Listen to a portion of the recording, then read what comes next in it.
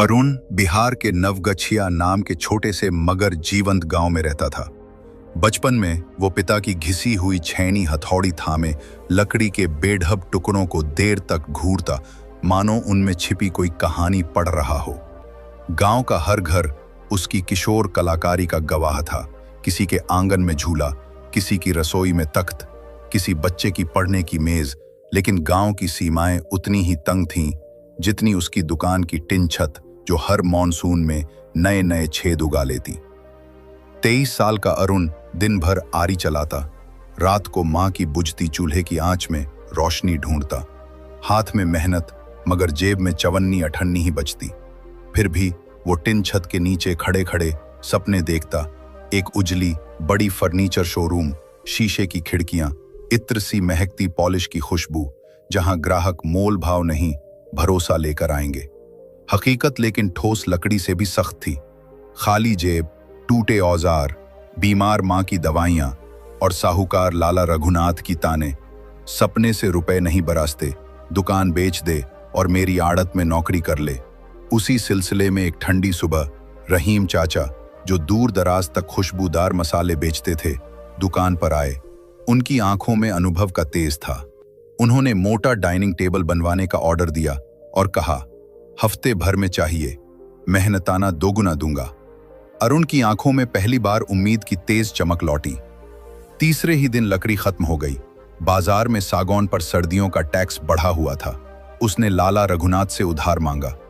साहूकार ने हंसते हंसते कहा, तू तो सपना ही बेच सकता है अरुण, पैसा नहीं मिलेगा।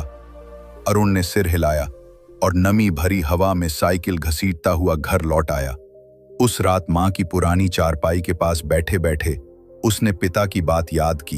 बड़ा काम छोटे छोटे कदमों से ही शुरू होता है। अगली सुबह वो बांस से बनी 4 तह कुर्सियां लेकर पटना गया। भीड़ भाड़ वाले चौक में तेज धूप के बीच उसने फड़ लगाया। आधे दिन तक किसी ने दाम तक न पूछा। दोपहर ढलते वक्त एक स्कूल टीचर ने कुर्सियां नजर भर देखी, आराम से बैठकर परखीं और चारों खरीद ली। पैसे हाथ में आते ही अरुण को लगा मानो किसी ने उसकी थकी मांसपेशियों में नई जान भर दी हो। दुकान लौटकर उसने रात भर आरी और रंदा चलाया। हथेली में छाले उभर आए, आंखें लाल हो गईं, मगर लकड़ी से उठती ताजी गंध दिल में साहस भरती रही। 7वें दिन रहीम चाचा ने चमचमाता टेबल देखा तो मुस्कुरा उठे। हिम्मत कभी मत छोड़ना, उन्होंने कहा, और वादा किया हुआ पूरा दाम थमा दिया। उस दिन अरुण ने पहली बार छत को टपकते हुए भी मुस्कुराते देखा। नाम फैलने लगा, पड़ोसी कस्बों से ऑर्डर आने लगे। तभी शहर के कारोबारी शर्मा जी ने एक साथ 10 डाइनिंग टेबल का ठेका दिया। रकम आकर्षक थी, मगर डेडलाइन कड़ी, महंगी लकड़ी, तंग वर्कशॉप, कोई मजदूर नहीं। अरुण ने देर रात तक हिसाब लगाया और पिता की सोने की घड़ी, एकमात्र यादगार, बेच दी। सुनार की दुकान में घड़ी रखते समय उसकी आंखें नम हो गईं, पर उसने खुद से कहा, ये घड़ी समय दिखाती थी, अब यही समय बदलने दे। सागौन के ढेर आ गए, अकेले हाथ कम पड़ने लगे, नींद कम और थकान ज्यादा होने लगी। उंगलियों पर पट्टियां बांधनी पड़ी, फिर भी काम पूरा नजर नहीं आता था। आखिरी हफ्ते में एक मेज बार बार टूट जाती, लकड़ी के भीतर अदृश्य दरार थी। उसी शाम मां दुकान पहुंची। बेटे की झुकी कमर देख वे फफक पड़ी। बेटा, शरीर टूट गया तो सपने किस पर टिका रहेगा? अरुण ने सिर पर पट्टी कसते हुए कहा, बस काम पूरा हो जाए मां, फिर सब बदल दूंगा। मां ने हाथ पकड़ा। बदलाव अकेले की कमर पर नहीं टिकता। मदद मांगने में शर्म नहीं, समझदारी है। बातें सीधे दिल में उतर गईं। अगली सुबह उसने पहली बार गांव के युवाओं मोहन, सीमा और अमन से हाथ बटाने को कहा। सबने उत्साह से हामी भरी।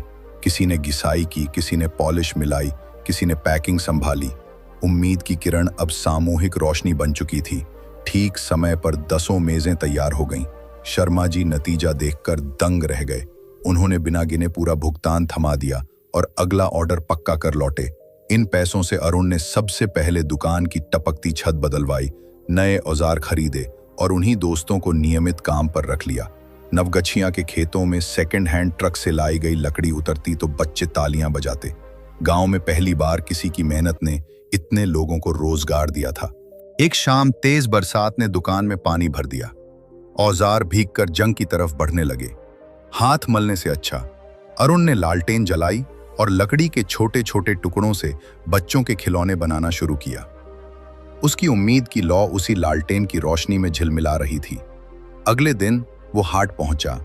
जेब में बस 50 रुपए थे, पर उसके बने लकड़ी के पक्षी देखते ही एक विद्यालय टीचर ने खुश होकर सारे खरीद लिए। पैसों से उसने फिर सागौन के तख्त लिए।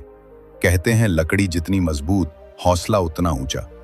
उसने ठंडे पानी में भीगी आरी उठाई और खुद से वादा किया, हार नहीं मानूंगा। समय बीतने लगा। अरुण की नई वर्कशॉप अब नीली टन की जगह लाल ईंटों से बनी थी। दीवार पर कैलेंडर लटकता जिस पर हर डिलीवरी डेट पर बड़ा सा गोला बना होता। मां पूजा के बाद हर सुबह दिया रखती और मोहन, सीमा, अमन मिलकर दिन का काम बांटते। ग्राहक दूर दूर से आते। किसी ने कहा, यहाँ की लकड़ी में इंसानियत की खुशबू बसती है। अरुण समझ चुका था कि सफलता सिर्फ हथौड़े की चोट नहीं, मिलजुल कर बहाई गई पसीने की गंध है। अकेले पेट में आग तो जलती है, मगर रसोई चलाने के लिए चूल्हे के चारों कोनों में लकड़ी लगानी पड़ती है। उसने अपने साथियों के नाम से छोटा सा ट्रस्ट बना दिया ताकि गांव के बच्चों को बढ़ईगिरी और पढ़ाई दोनों का प्रशिक्षण मिले। महीनों बाद उसी साहूकार लाला रघुनाथ ने नई कुर्सियों के सेट का ऑर्डर देने के लिए दुकान पर दस्तक दी। अरुण ने मुस्कुराकर कहा, पहले चाय पिएंगे लाला जी, फिर दाम तय करेंगे। साहूकार ने सिर झुकाया। शायद पहली बार उसने मान लिया कि सपने जिनके दिल में सच्चे होते हैं उन्हें रोक पाना आसान नहीं।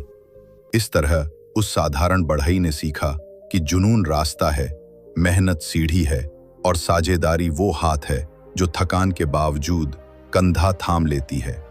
जब सपने और श्रम के बीच भरोसे की कड़ी जुड़ जाती है तो हर मुश्किल सूखी लकड़ी सी चटक जाती है और मंजिल का दरवाजा खुल जाता है।